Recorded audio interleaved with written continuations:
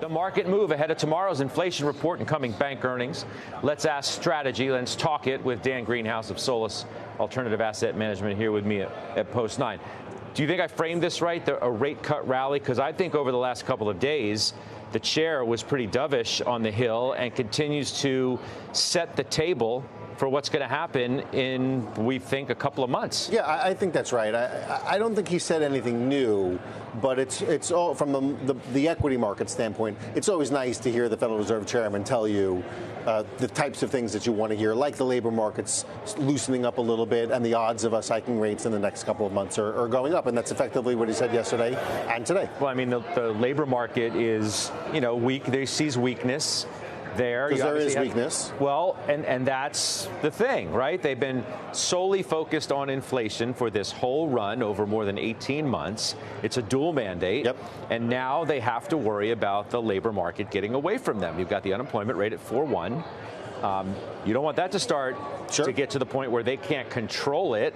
So he's talking now about the two-sided risks, where before it was the principal risk of going too soon and cutting.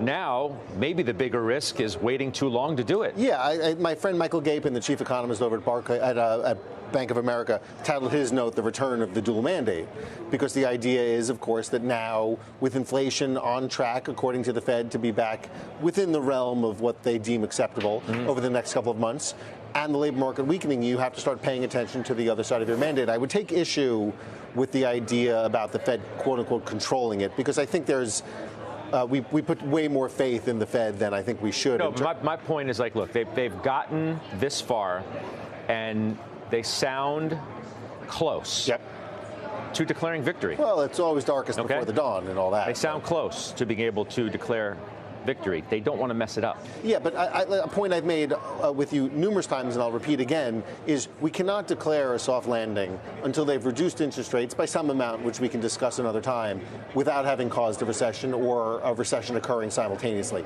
Yes, things have gone better than I thought and predicted 12, 18, 24 months ago. I'm losing track of how long it's been at this point. But the idea that they can cut rates, let's call it 100, 150 basis points, and glide path the economy into a soft landing is effectively what the market is betting on. But their ability to do that, I think, remains something of an open question. I think the odds are at this point that they're going to. But again, my point is just to repeat, until they've done it, I don't think we can declare anything resembling a soft landing. I keep hearing people say, well, the market's due for a correction. And then it goes up. It's always due for a correction. Well, does it feel like a correction's going to come? I mean, it's only due for a correction because you really haven't had one. That's the only reason you can say that's right. And make the case, well, it's due for correction. Listen, why? Because we haven't really had one. That's right. We've been doing this for 20-something years now. Anytime the market's going up, someone's coming around telling me that it's due for a correction. What I would add to that conversation is, and I keep coming back to this, the divergence between the S&P market cap and the S&P equal weight.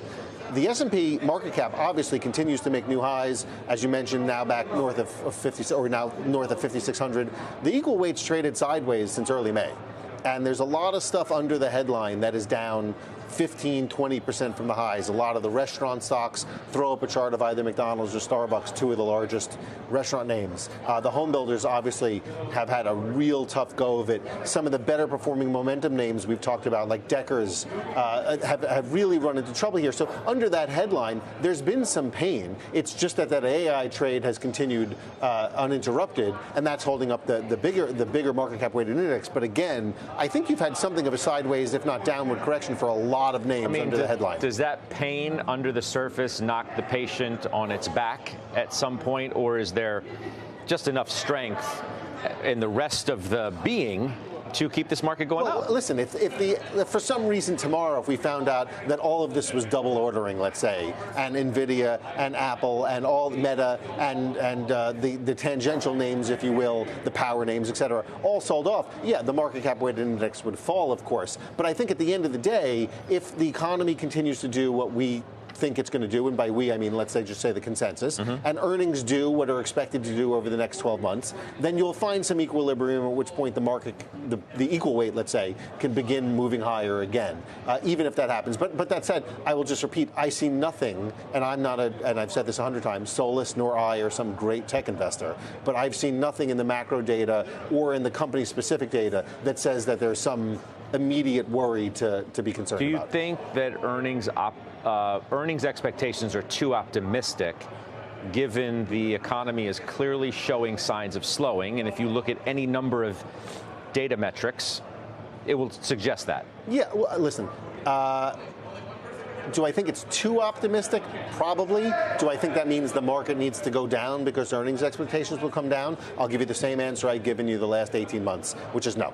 The market is generally too optimistic, and into any given earnings season, expectations come down. That's a perfectly normal thing to have happen. And then when earnings season actually happens, we end up beating by anywhere between, let's call it 2 and 5%, something like that, depending on what time frame you want to look at. I don't see any reason that this earnings season is not going to be any different.